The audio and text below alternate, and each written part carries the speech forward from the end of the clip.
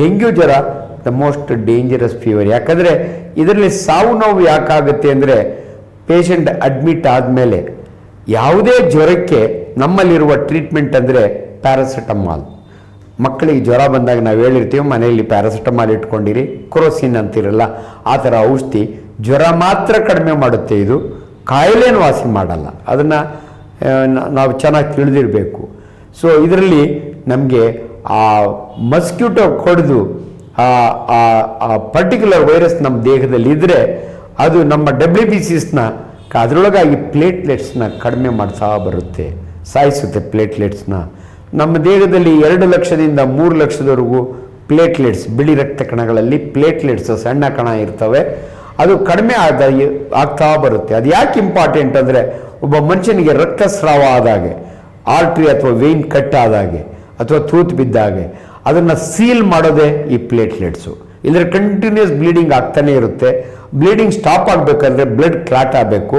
ಈ ಕ್ಲಾಟಿಂಗ್ಗೆ ಭಾಳ ಇಂಪಾರ್ಟೆಂಟ್ ಅಂದರೆ ಪ್ಲೇಟ್ಲೆಟ್ಟು. ಈ ಪ್ಲೇಟ್ಲೆಟ್ ಕಡಿಮೆ ಆದಾಗ ಬ್ಲಡ್ ಕ್ಲಾಟ್ ಆಗಲ್ಲ, ಹಂಗಾಗಿ ರಕ್ತಸ್ರಾವ ಶುರುವಾಗುತ್ತೆ, ಗಮ್ಮಲ್ಲಿ ಬ್ಲೀಡಿಂಗ್ ಬರುತ್ತೆ, ಹಲ್ಲುಗಳು ಸೊಂದೆ ಬ್ಲೀಡಿಂಗ್ ಬರುತ್ತೆ, ಕೊನೆಗೆ ಬರ್ತಾ ಬರ್ತಾ ಮೂತ್ರನಾಳದಲ್ಲಿ ಬ್ಲೀಡಿಂಗ್ ಆಗುತ್ತೆ, ಬಾಯಿ ತುಟಿಯಲ್ಲಿ ಬ್ಲೀಡಿಂಗ್ ಆಗುತ್ತೆ. ಎಲ್ಕಿನ ಡೇಂಜರಸ್ ಅಂದರೆ ಈ ಬ್ರೈನ್ನಲ್ಲಿ ಬ್ಲೀಡಿಂಗ್ ಆಗುತ್ತೆ, ಮಗು ಕೋಮಾಗೊಳ್ಟೋಗ್ತದೆ. ಸೊ ಅದರಿಂದ ಆ ಟೈಮ್ನಲ್ಲಿ ನಾವು ಇದನ್ನು ಡೆಂಗ್ಯೂ ಶಾಕ್ ಸಿಂಡ್ರೋಮ್ ಅಂತೀವಿ. ನಾವು ಡೆಂಗ್ಯೂಯಿಂದ ಅಡ್ಮಿಟ್ ಆಗಿ ಶಾಕ್ ಹೋಗಿ ಆ ಶಾಕ್ ಸಿಂಡ್ರೋಮ್ನಲ್ಲಿ ಸತ್ತೋಗ್ತಾರೆ. ಉಳಿಸ್ಬೇಕು ಅಂದರೆ ನಮಗಿರೋ ಒಂದೇ ಮಾರ್ಗ ಅಂದರೆ ಪ್ಲೇಟ್ಲೆಟ್ ಟ್ರಾನ್ಸ್ಫ್ಯೂಷನ್ ಕಾನ್ಸಂಟ್ರೇಟ್ ಸಿಗುತ್ತೆ ಬ್ಲಡ್ ಬ್ಯಾಂಕ್ನಲ್ಲಿ. ಅದನ್ನು ಆದಷ್ಟು 16,000 ಕೆಳಗಡೆ ಹೋದಾಗೆ, ಸೊ ಯಾರೂ 80,000 ಬಂದಾಗೆಲ್ಲ ಹೆದರ್ಕೋಬೇಡಿ, ಬಟ್ ಹಾಸ್ಪಿಟ್ಲಾಗಿರ್ಬೇಕು. ನೀವು ಮನೆಯಲ್ಲೇ ರಿಸ್ಕ್ ತಗೋಬಾರ್ದು. ಅಂಥ ಮಕ್ಕಳನ್ನ 2 ದಿನ ಅಥವಾ 3 ದಿನ ಆದಮೇಲೆ ಹಾಸ್ಪಿಟ್ಲಿಗೆ ಅಡ್ಮಿಟ್ ಮಾಡಬೇಕು. ಆದ್ದರಿಂದ ದಯವಿಟ್ಟು 1 or 2 ಡೇಸ್ ಆದಮೇಲೆ ಅದರ ಸೀರಿಯಸ್ನೆಸ್ ನಿಮಗೆ ಗೊತ್ತಿರಬೇಕು, ಅಡ್ಮಿಟ್ ಮಾಡಬೇಕು.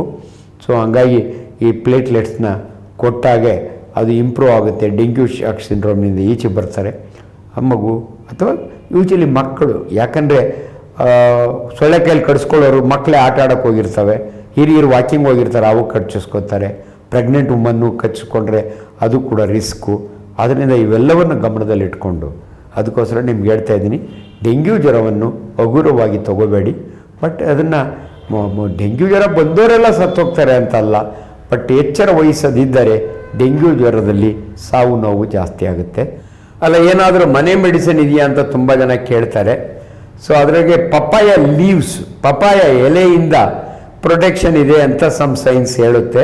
ಅದಕ್ಕೆ ಪಪ್ಪಾಯ ಕ್ಯಾಪ್ಸೂಲೇ ಸಿಗುತ್ತೆ ಇವಾಗ, ಕ್ಯಾಪ್ಸೂಲೇನೆ ಅದನ್ನು ತೊಗೊಂಡು ಉಪಯೋಗಿಸ್ಬೋದು. ಬಟ್ ಇವೆಲ್ಲ ಏನಂದರೆ ರಿಕವರಿ ಆಗೋ ಟೈಮ್ನಲ್ಲಿ ಇಂಪಾರ್ಟೆಂಟೇ ಹೊರತು ಬರೀ ಪಪ್ಪಾಯ ಒಂದೇ ನಂಬ್ಕೊಂಡ್ರೆ ಜೀವ ಉಳಿಯಲ್ಲ. So papaya is one of the home remedies ಅಂತೀವಿ ನಾವು, ಬಟ್ ಅದರಿಂದನೇ ಜೀವ ಉಳಿಯಲ್ಲ.